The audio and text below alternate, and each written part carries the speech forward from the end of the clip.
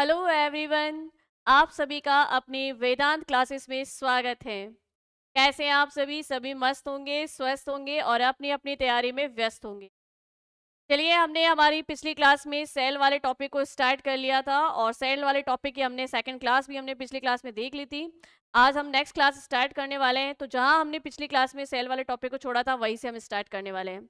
आज हम देखने वाले हैं कि कोशिका द्रव्य साइटोप्लाज्म में पाए जाने वाले कोशिका के महत्वपूर्ण अंग कौन कौन से होते हैं, और उन सभी महत्वपूर्ण अंगों की जो है हम एक एक करके चर्चा करना शुरू करेंगे।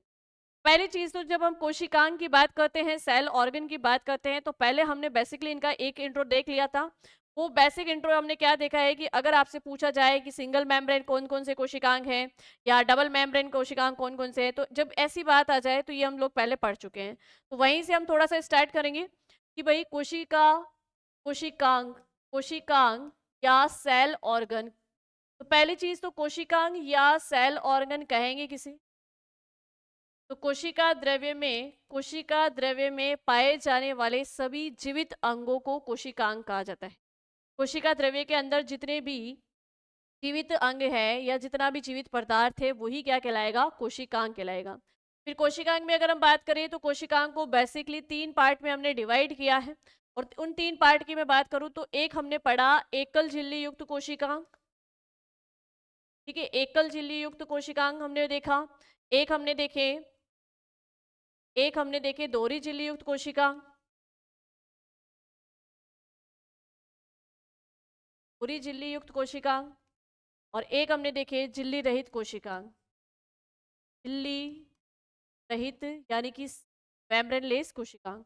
पहले आज हम स्टार्ट करने वाले हैं एकल झिल्ली युक्त कोशिकांग से, है ना। तो एकल झिल्ली युक्त कोशिकांग आपको फटाफट से अपने दिमाग में याद करना है, क्योंकि हम ये पिछली क्लास में पढ़ चुके हैं कि एकल झिल्ली युक्त कोशिकांग कौन कौन से होते हैं। तो सबको अच्छे से याद आ रहा होगा कि एकल झिल्ली युक्त कोशिकांग की बात करें तो हमें इनमें 5 कोशिकांग को याद करना था। कितने को याद करना था भाई? 5 कोशिकांग। वो 5 कोशिकांग कौन कौन से?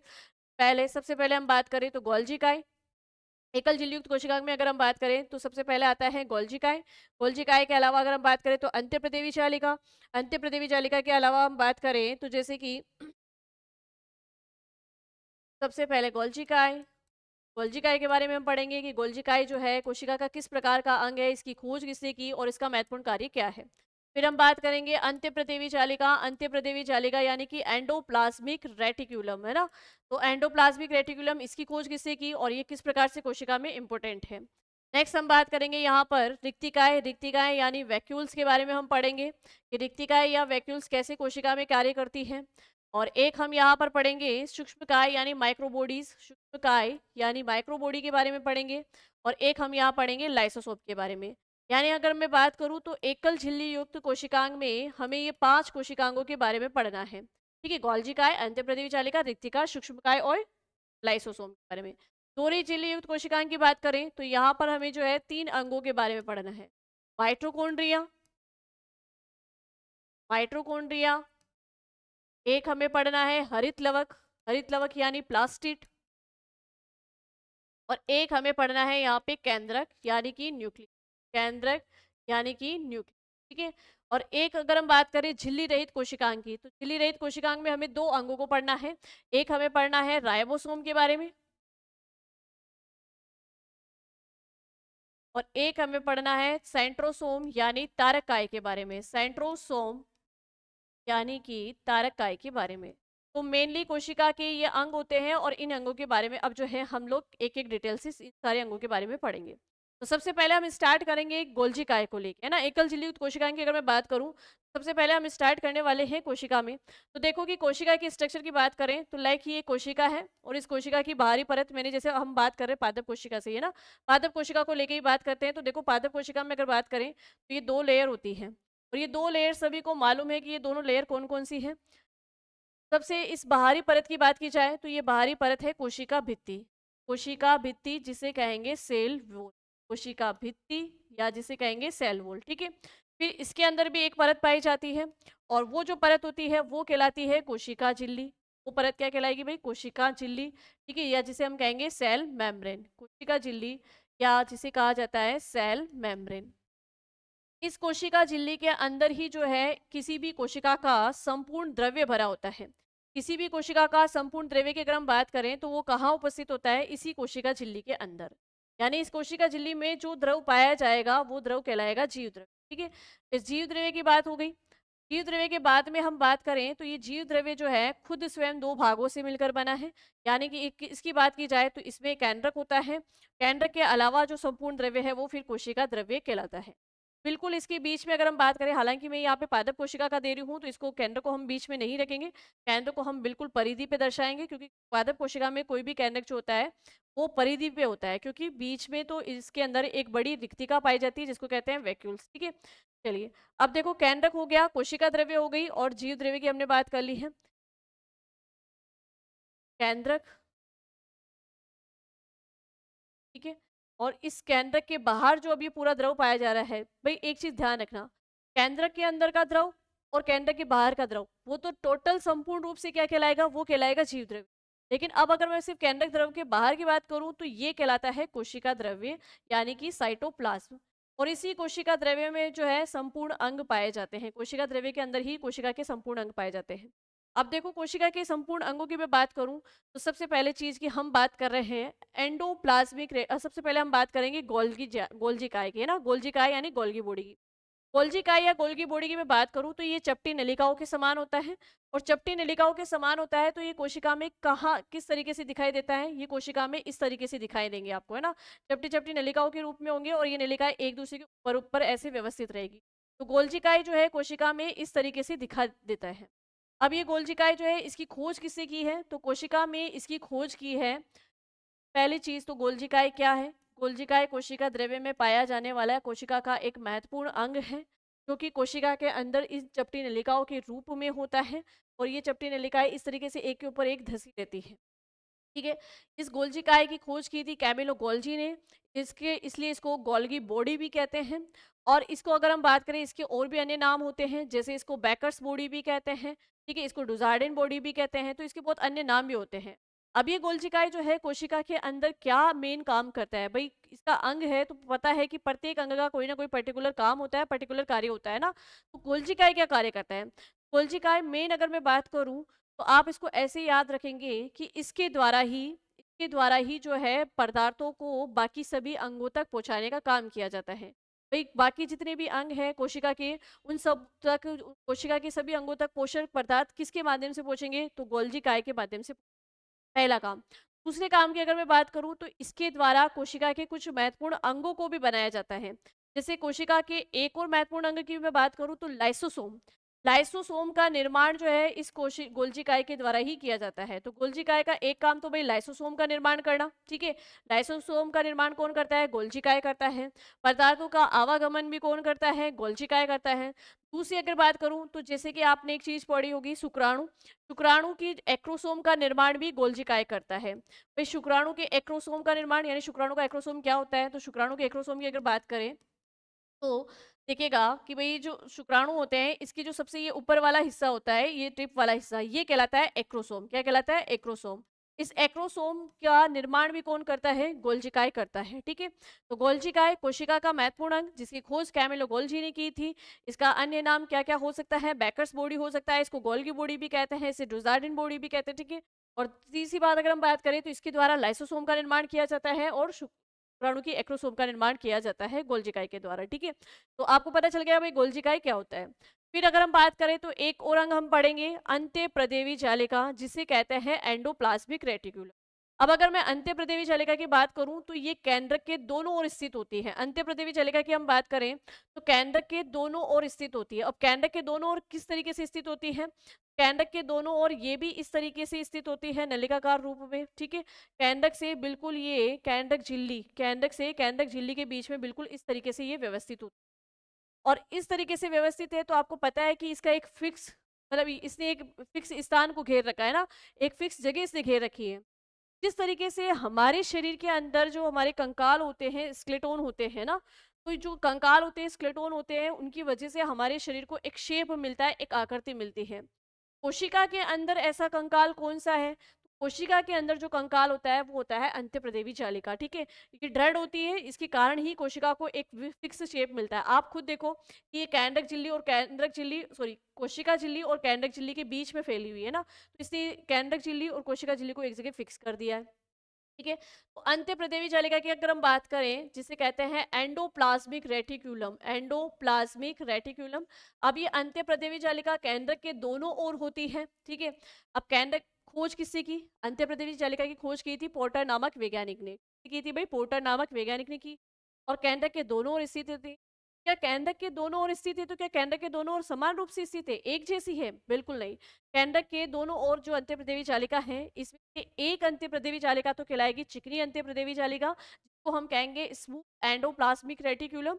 और एक अंत्यप्रदेवी जालिका जो है वो बिल्कुल रफ होगी, जिसको हम कहेंगे रफ एंडोप्लाज्मिक रेटिक्यूलम। अब ऐसा क्यों है?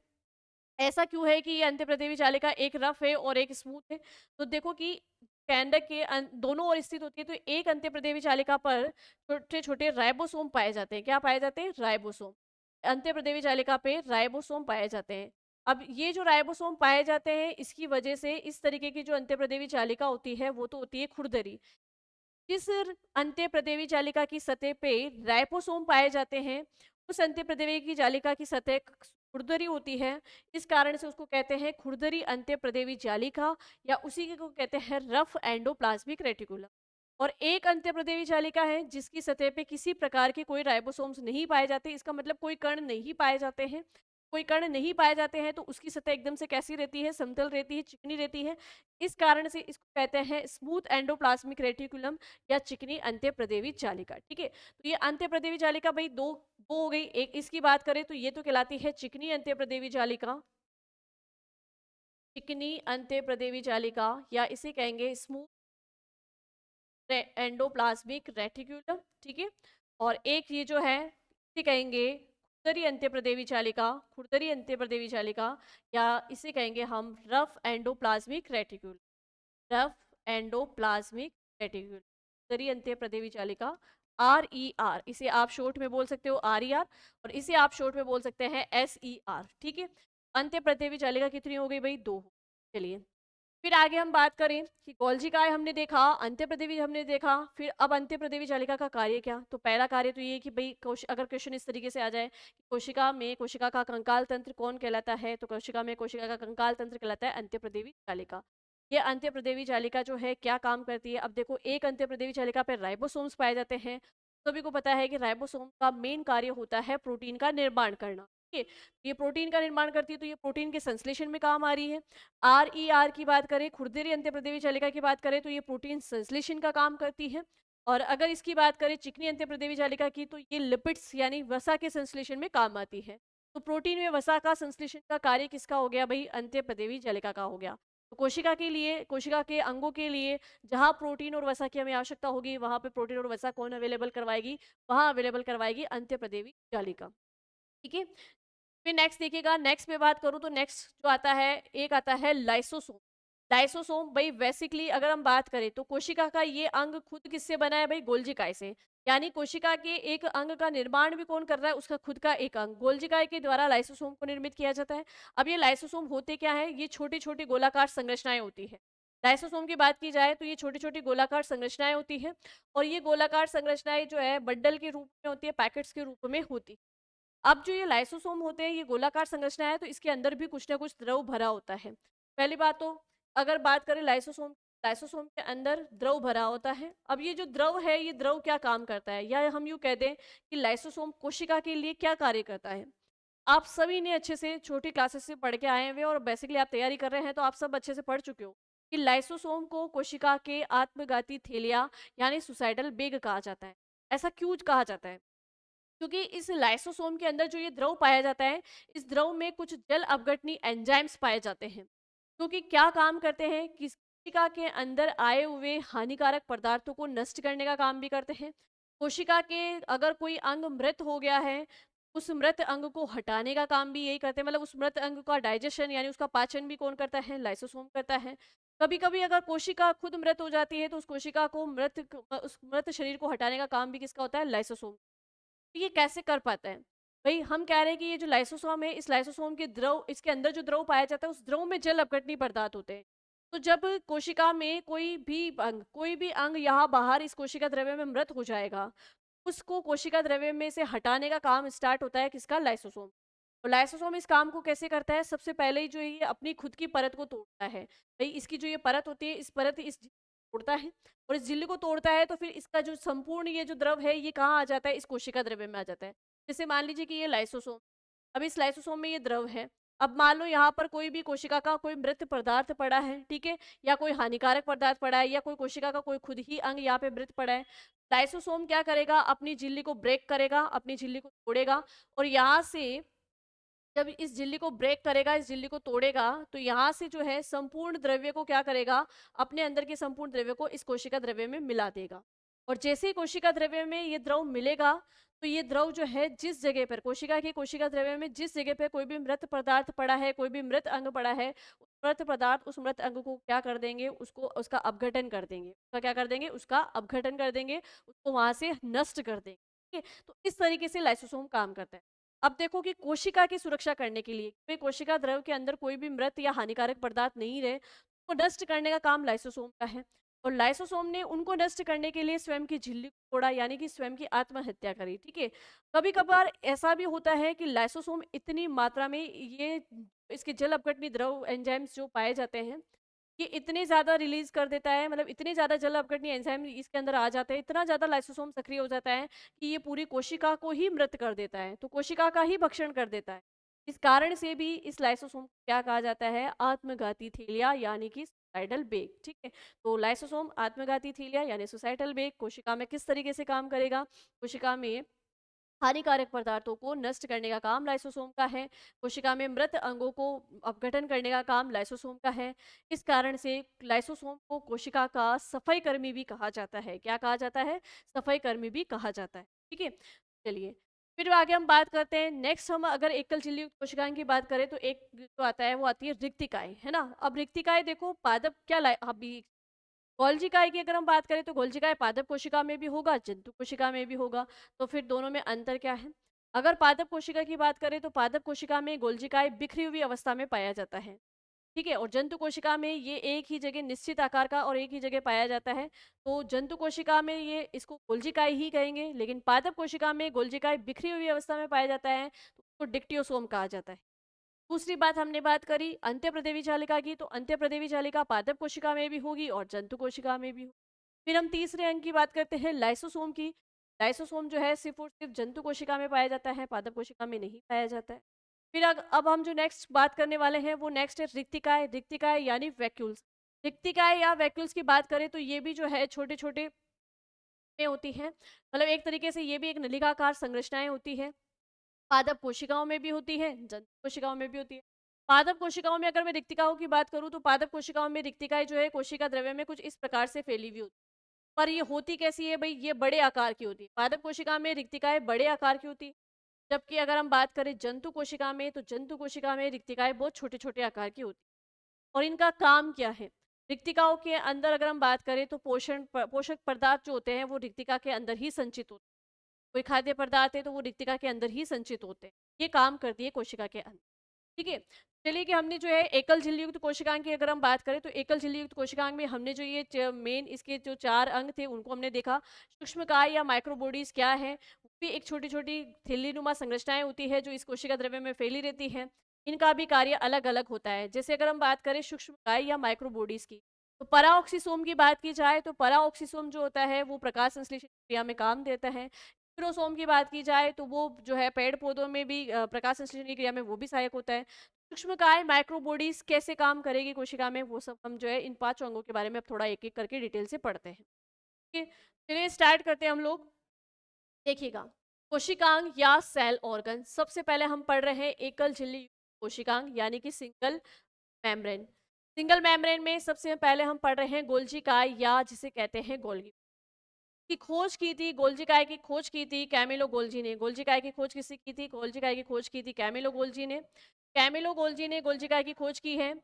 सर्वप्रथम इसे तंत्रिका कोशिका में देखा। तो कैमिलो गोल्जी ने जब गोल्जी काय की खोज सबसे पहले किस कोशिका में देखा? इसको सबसे पहले देखा गया तंत्रिका कोशिका। इस तरीके का प्रश्न बन सकता है कि भाई कैमिलो गोल्जी के द्वारा गोल्गी गोड़ी की जो है खोज सबसे पहले किस कोशिका में की गई है, तो तंत्रिका कोशिका। नेक्स्ट देखो इसके उपनाम यानी कि इस अन्य नाम से जाना जाता है, इसको कहते हैं यातायात नियंत्रण। यातायात नियंत्रण का मतलब मैंने आपको समझाया था कि कोशिका के अंदर जितने भी पदार्थ हैं उन पदार्थों को बाकी सभी अंगों तक भेजने का काम, है ना, सभी अंगों तक भेजने का काम कौन करेगा, गोल्जिकाय करेगा। इस कारण से इसको कहते हैं यातायात नियंत्रण, यानी इसको ट्रैफिक पुलिस कहा जाता है। नेक्स्ट देखो कि ये संयुक्त अंग है। संयुक्त अंग का मतलब इसको इसलिए कहते हैं संयुक्त अंग क्योंकि इसके द्वारा कोशिका के एक अन्य अंग का और निर्माण किया जाता है, जो मैंने आपको बताया था कि लाइसोसोम का निर्माण भी कोशिका के द्वारा ही किया जाता है। इस कारण से कि भाई ये दोनों अंग एक ही होते हैं, इस कारण से इसको संयुक्त अंग भी कहते हैं। इसे बैकर्स बॉडी भी कहा जाता है, इसे लाइपोकॉन्ड्रिया भी कहा जाता है और इसे डाल्टन कॉम्प्लेक्स भी कहा जाता है। ये डाल्टन कॉम्प्लेक्स भी कहा जाता है। ये अन्य नाम भी आपको ध्यान में रखने हैं। चलिए नेक्स्ट देखिएगा, इसके महत्वपूर्ण घटक क्या क्या होते हैं। अब गोल्जी काय की हम बात करें तो देखो गोल्जी काय मैंने आपको बताया था कि ये चपटी नलिकाकार संरचनाएं होती हैं। चपटी नलिकाकार संरचनाएं होती है तो ये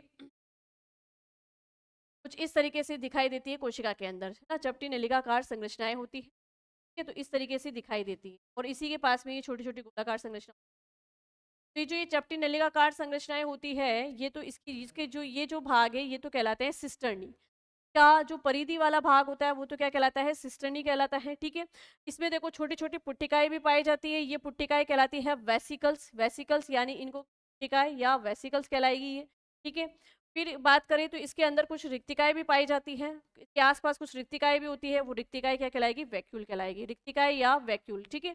तो मेन अगर हम बात करें तो गोल्जिकाय खुद जो है इसके खुद के 3 अंग होते हैं। 3 अंग कौन कौन से होते हैं भाई, सिस्टर्नी जिसे चपटी नलिकाएं, ये जो है ये सिस्टर्नी है, ठीक है। वेसिकल्स, वेसिकल यानी पुट्टिकाएं, ये जो गोलाकार संरचनाएं आपको दिख रही है ये पुट्टिकाएं वेसिकल होती है।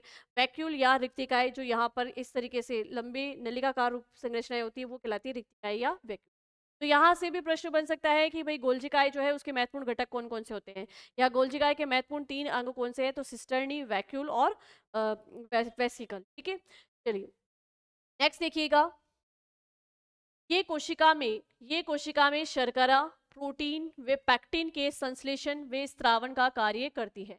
गोल्जिकाय का ये भी एक महत्वपूर्ण कार्य है कि भाई अगर आपसे पूछा जाए कि कोशिका के अंदर शर्करा, प्रोटीन या पैक्टिन का निर्माण कौन करता है, कौन सा अंग करता है, तो गोल्जिकाय के द्वारा ही ये काम किया जाता है।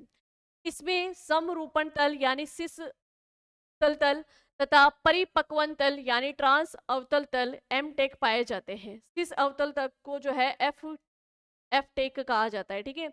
सिस यानी संपूर्ण तल, संपूर्ण तल को सिस अवतल तल भी कहते हैं और परिपक्वन तल यानी ट्रांस अवतल तल एम टेक पाए जाते हैं। इसमें क्या होता है कि देखो कि क्या होता है कि गोल्गी बॉडी जब बनना स्टार्ट होती है, तो गोल्गी बॉडी जब बनना स्टार्ट होती है तो जो परिपक्व गोल्जिकाएं, परिपक्व सिस्टर्नी नलिकाएं होती है, वो परिपक्व सिस्टर्नी नलिकाएं तो ऊपर की तरफ होती है, परिपक्व सिस्टर्नी नलिकाएं ऊपर की तरफ होती है। और इसकी नीचे की तरफ अगर हम बात करें तो अपरिपक्व नलिकाएं होती है ना, अपरिपक्व नलिकाएं जो अभी बन रही हैं। जो अपरिपक्व नलिकाएं होती है वो तो कहलाती है सिस उत्तल तल, ठीक है। सिस उत्तल तल तो ऊपर की ओर, सिस सिस उत्तल जो कि अपरिपक्व है ना, अपरिपक्व जो है वो तो यहाँ पर तो कहेंगे उत्तल तल, या जिसे कहेंगे हम समरूपण तल, समरूपण तल, ठीक है। और जो है नीचे की तरफ की जो अपरिपक्व है, सॉरी परिपक्व जो है, परिपक्व तल, परिपक्वन तल, ये कहलाता है ट्रांस तल, ये कहलाता है ट्रांस तल, है ना। परिपक्वन यानी मैच्योर, मैच्योर जो है वो तो कहलाएगा परिपक्वन तल या ट्रांस तल, जो कि कहाँ पे होता है, नीचे की ओर। जैसे जैसे ये परिपक्व होता जाता है नीचे की ओर होता रहता है, और ऊपर होता है जो अपरिपक्व होता है उसको कहते हैं समरूपण तल या उत्तल तल, ठीक है। तो ये भी आपको ध्यान रखना है। सभी यूकैरियोटिक कोशिकाओं में उपस्थित होता है। गोल्जिकाय यूकैरियोटिक कोशिकाओं में पाया जाता है, इट मीन्स की ह्यूमन बॉडी की कोशिकाओं में पाया जाएगा, है ना, जीव जंतु की कोशिकाओं में पाया जाएगा, पादप कोशिकाओं में पाया जाता है। तो जितनी भी यूकैरियोटिक कोशिका है उन सब में गोल्जिकाय पाया जाता है, ठीक है। फिर देखो कि आरबीसी, शुक्राणु, पादपों की चालनी नलिकाओं वे प्रोकैरियोटिक में अनुपस्थित होता है। पादपों की, सॉरी ना, पादपों की चालनी नलिकाओं में ये नलिकाएं लिखो यहाँ पे, पादपों की चालनी नलिकाएं, पादपों की चालनी नलिकाओं वे प्रोकैरियोटिक में अनुपस्थित होते हैं।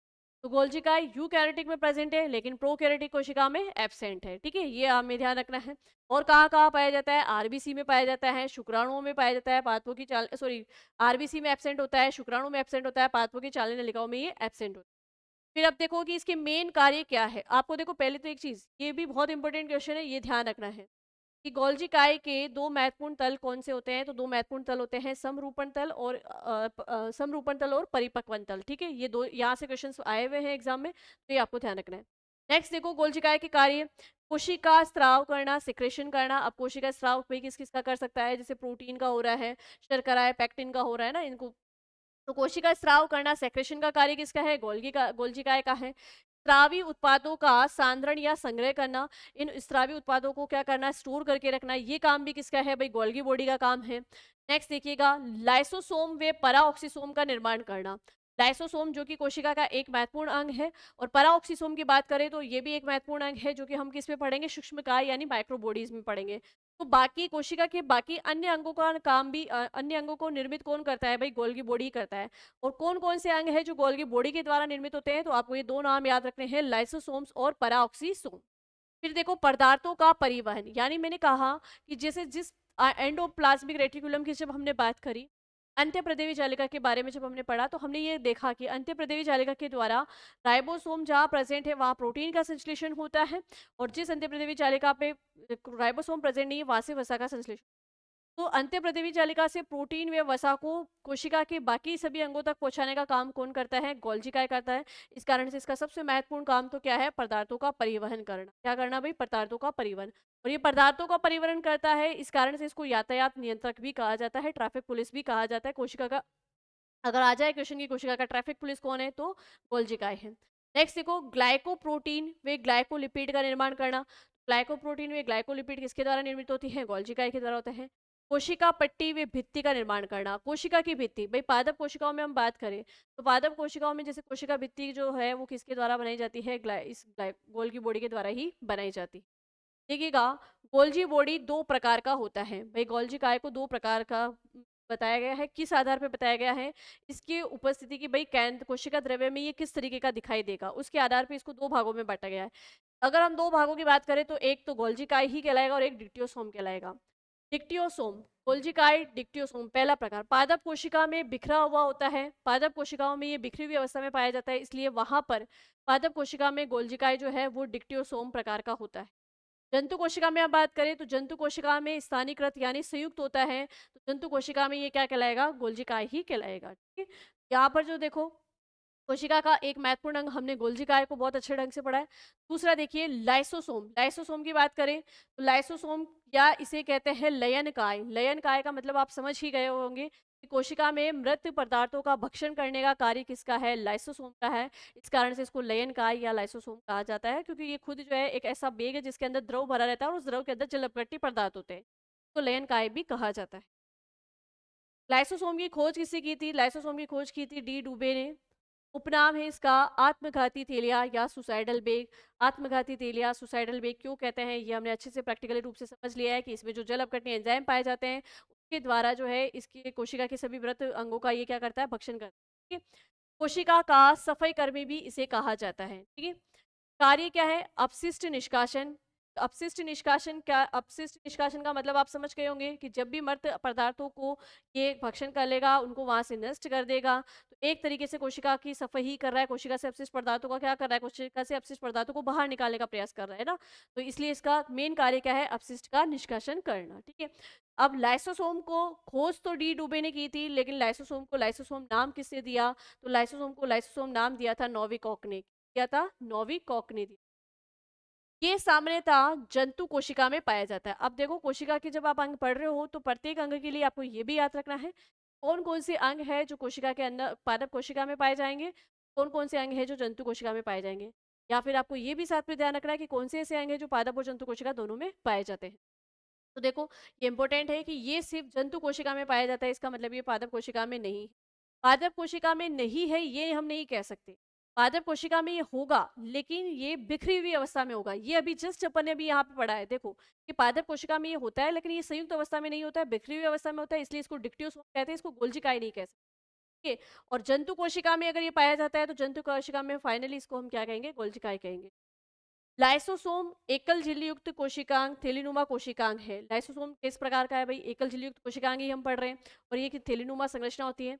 इसमें कणीय द्रव भरा होता है जिसमें कई जल अपघटनी एंजाइम्स पाए जाते हैं जो शर्करा, वसा, प्रोटीन, न्यूक्लिक अम्ल का अपघटन कर सरल अणुओं में तोड़ते हैं। ठीक है। तो जो कोशिका द्रव्य के अंदर जो शर्करा, प्रोटीन, वसा पाई जाती है उनको सरल अणुओं में तोड़ने का काम भी किसका है भाई, लाइसोसोम का ही है। पर मेन काम तो इसका यही है कि मृत पदार्थों को या मृत अपशिष्ट को कोशिका से बाहर करना।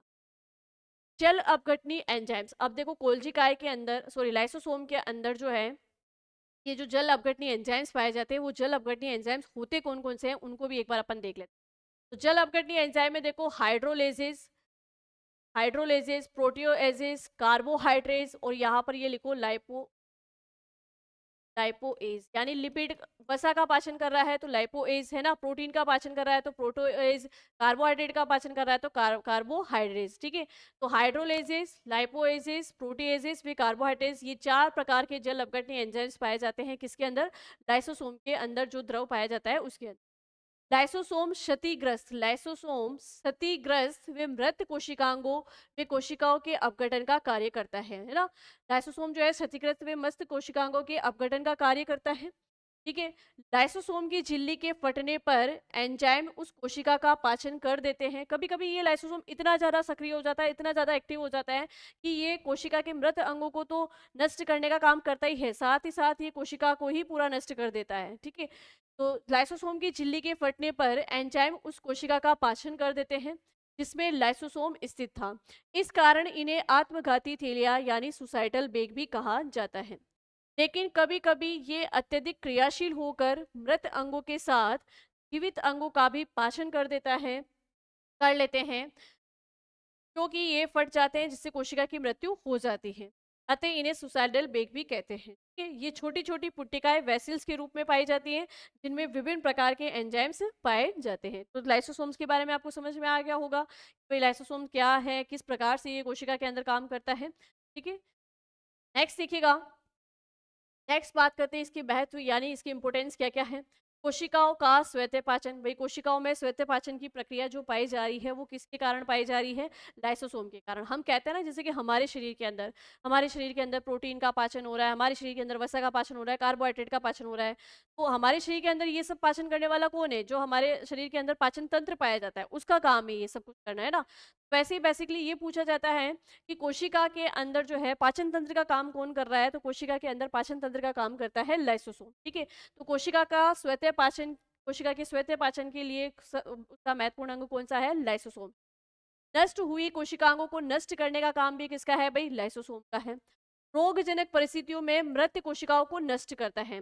जब कोई भी सूक्ष्म जीव हमारे शरीर में प्रवेश करता है तो उस समय जो है ऐसी सेल्स जो नहीं लड़ पाती है वो मृत हो जाती है, डेड हो जाती है। उस समय उन डेड सेल को वहां से हटाने का काम भी कौन करता है, तो वहां से हटाने का काम भी करता है लाइसोसोम। तो रोगजनक परिस्थितियों में मृत कोशिकाओं को नष्ट करने का काम किसका है भाई, लाइसोसोम का है। पूर्ण वर्धन के समय थोक योग का पाचन, एम्ब्रियो यानी भ्रूण पाचन के समय यानी एक एम्ब्रियो में जो योग पाया जाता है उस योग का पाचन भी कौन करता है, लाइसोसोम करता है। अस्थि निर्माण के समय कोशिकाओं का अवशोषण अवशोषण है ना, कोशिका का अवशोषण जिसे ऑस्टियोलॉजी कहा जाता है, वो जो चीज है वो किसके कारण होती है, यहाँ पर लाइसोसोम के कारण ही होती है। ठीक है। शुक्राणु के अंडाणु में प्रवेश के लिए अंडाणु की झिल्लियों का विगलन भी कौन करता है, लाइसोसोम करता है। लाइसोसोम के फटने से गुणसूत्रों में ब्रेक हो जाता है जिससे कैंसर होने का कारण, भाई कभी कभार ऐसा होता है कि ये लाइसोसोम इतना ज्यादा एक्टिव होता है कि इस लाइसोसोम के जल अपघटनीय एंजाइमों के कारण जो है गुणसूत्र भी ब्रेक हो जाते हैं। आप गुणसूत्र ब्रेक का मतलब कैसे समझेंगे कि भाई ये कोशिका है, कोशिका में ये केंद्रक और इस केंद्रक में ही क्या पाए जाते हैं भाई, गुणसूत्र पाए जाते हैं। जब ये लाइसोसोम ब्रेक होता है और इसके जल अपघटनीय पदार्थ बाहर निकलते हैं तो केंद्रक झिल्ली को भी भेजते हैं और इन गुणसूत्रों को क्या करते हैं, इन गुणसूत्रों को तोड़ देते हैं ना। तो गुणसूत्र भी ब्रेक हो जाते हैं और उस समय जो एक स्थिति उत्पन्न होती है वो किसकी होती है, वो होती है कैंसर की ना।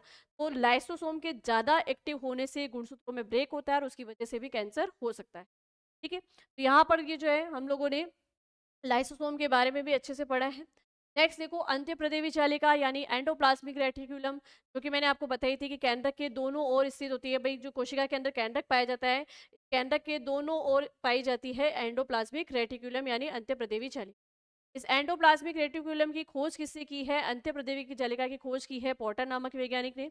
इसके भी कई उपनाम हैं, वो उपनाम आपको याद रखना है। कोशिका का कंकाल तंत्र यानी कोशिका को निश्चित आकृति में दृढ़ता प्रदान करती है, इस कारण से इसको कोशिका का कंकाल तंत्र कहा जाता है। अगर आपसे पूछा जाए कि कोशिका का स्केलेटन सिस्टम क्या है, कोशिका का कंकाल तंत्र कौन सा है, तो कोशिका का कंकाल तंत्र होता है एंडोप्लाज्मिक रेटिकुलम अंत्यप्रदेवी जालिका। कोशिका के केंद्रक तथा कोशिका कला के मध्य सूक्ष्म नलिकाओं की जालिका में अंत्यप्रदेवी जालिका कहते हैं। तो देखो ये केंद्रक है, और इस केंद्रक और इस कोशिका झिल्ली, इन दोनों के बीच में ये जो पाई जा रही है, यही संरचना क्या है? अंत्यप्रदेवी जालिका। अब इस अंत्यप्रदेवी जालिका में हम पढ़ ही चुके हैं कि दो प्रकार की होती है, एक चिकनी अंत्यप्रदेवी जालिका और एक खुरदरी अंत्यप्रदेवी जालिका। इसका मेन कार्य क्या है भाई? वसा या प्रोटीन का संश्लेषण करना, जहर का पाचन या डिटॉक्सिफिकेशन होता है। भाई ये जहर का पाचन भी करती है, तो डिटॉक्सिफिकेशन। कोशिका के अंदर किसी भी प्रकार से कुछ ऐसे एंजाइम्स आ जाते हैं जो कि कोशिका द्रव्य को जहर के जैसे बना रहे हैं, उनको नष्ट करने का काम किसका है भाई? अंत्यप्रदेवी जालिका का है। तो जहर का पाचन करती है, इसलिए इसको डिटॉक्सिफिकेशन से भी कहते हैं। कोशिका द्रव्य के विभिन्न क्षेत्रों तथा कोशिका द्रव्य व केंद्र के मध्य, कोशिका द्रव्य व केंद्र के मध्य ये फैली हुई है, तो कोशिका द्रव्य के विभिन्न क्षेत्रों तथा कोशिका द्रव्य व केंद्र के मध्य पदार्थों का आवागमन करने में भी ये भी सहायता करती है। कौन? अंत्यप्रदेवी जालिका। यहाँ पर लाइन लिखी हुई नहीं, आप लिख लो। कोशिका द्रव्य व केंद्र के मध्य पदार्थों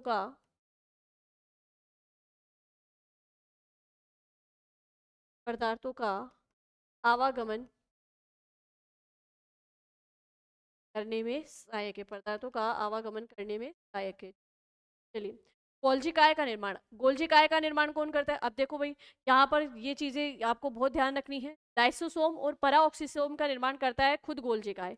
लेकिन खुद गोल्जी काय किससे निर्मित है? खुद गोल्जी काय निर्मित है अंत्यप्रदेवी जालिका यानी एंडोप्लाज्मिक रेटिकुलम से। कोशिका विभाजन के समय कोशिका विभाजन के समय जो है ये केंद्रक का निर्माण करती है। कोशिका विभाजन के समय कोशिका में केंद्रक का निर्माण भी कौन करती है? तो वो करती है अंत्यप्रदेवी। यानी केंद्रक भी जब कोशिका विभाजित होती है, नई कोशिकाएं बनना शुरू होती है, तो नई कोशिकाओं में जो केंद्रक बनना स्टार्ट होता है, वो कौन बनाता है भाई? केंद्रक बनाने का काम भी कौन करती है? अंत्यप्रदेवी। और ये कैसे करती है? कि अंत्यप्रदेवी जालिका के पास ही है प्रोटीन और वसा, तो प्रोटीन वसा से ही क्या होती है? केंद्रक झिल्ली निर्मित होती है, और केंद्रक झिल्ली निर्मित होती है तो फिर पूरे केंद्रक का भी निर्माण होता है। तो इस तरीके से कोशिका में अंत्यप्रदेवी जालिका कार्य करती है। चलिए नेक्स्ट देखिएगा कि कोशिका झिल्ली और एंडोप्लाज्मिक रेटिकुलम और केंद्रक झिल्ली। पहले चीज तो अंत्यप्रदेवी जालिका की बात की जा रही है, एंडोप्लाज्मिक रेटिकुलम की बात की जा रही है। तो ये भाई दो प्रकार की होती है, ये भी हमने देखा था। ये दो प्रकार कौन कौन से थे? एक थे स्मूथ एंडोप्लाज्मिक रेटिकुलम यानी कि चिकनी अंत्यप्रदेवी जालिका, चिकनी अंत्यप्रदेवी जालिका।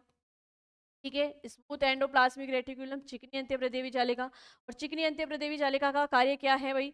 वसा का संश्लेषण करना, वसा का संश्लेषण करना, क्योंकि इस पे राइबोसोम नहीं पाए जाते हैं, इस पे राइबोसोम नहीं पाए जाते हैं। इधर देखिएगा, अगर हम बात करें, एक होती है RER यानी कि rough endoplasmic reticulum, rough endoplasmic reticulum जिसे कहते हैं खुरदरी अंत्यप्रदेवी जालिका, खुरदरी अंत्यप्रदेवी जालिका। और जो खुरदरी अंत्यप्रदेवी जालिका होती है उसको खुरदरी क्यों कहा जाता है? क्योंकि इस पे राइबोसोम्स पाए जाते हैं, और राइबोसोम्स पाए जाते हैं तो इसका मेन काम क्या हो गया? इसका मेन काम हो गया प्रोटीन का संश्लेषण करना। इसका मेन कार्य क्या हो गया? प्रोटीन का संश्लेषण करना। ठीक है, चलिए अब देखो कि एक क्वेश्चन आया हुआ था कि जालक तंत्र किसे कहेंगे? ठीक है, जालक तंत्र किसे कहेंगे?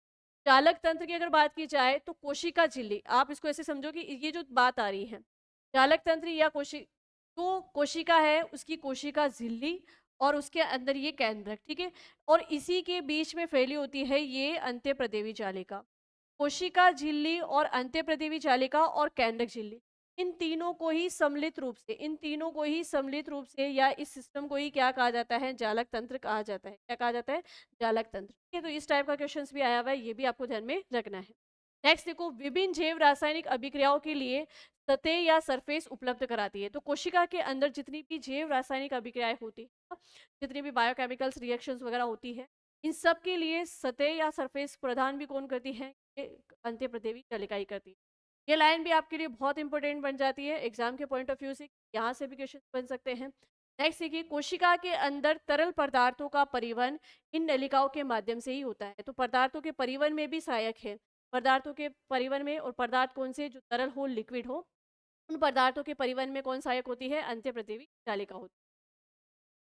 देखो कि हम लोगों ने जो है, ये आज जो है कोशिका के एकल झिल्ली युक्त कोशिकांग से हमने स्टार्ट किया, और एकल झिल्ली युक्त कोशिकांग में हमने जो है 3 कोशिकांग को बहुत अच्छे से पढ़ा। गोल्जिकाए क्या है, गोल्जिकाए की खोज किससे की, उसके अन्य नाम क्या है, उसका मेन कार्य क्या है, उसके बारे में हमने पढ़ा। अंत्यप्रतिवी जालिका क्या है, अंत्यप्रतिवी जालिका के कार्य क्या है, उसके बारे में पढ़ा, और हमने पढ़ा लाइसोसोम। बाकी बचे 2 एकल झिल्ली युक्त कोशिकांग, जिसमें हमें पढ़ना है सूक्ष्मकाय क्या होते हैं, रिक्तिकाएँ क्या होती है, फिर उसके बाद में दोहरी झिल्ली युक्त कोशिकांग क्या है, झिल्ली रहित कोशिकांग क्या है। ये सब कुछ हम पढ़ेंगे हमारी नेक्स्ट क्लास। तो इसी तरीके से बस आप पढ़ते रहिए और बढ़ते रहिए वेदांत क्लासेस के साथ में। मिलते हैं हम हमारी नेक्स्ट क्लास में। तब तक के लिए थैंक यू।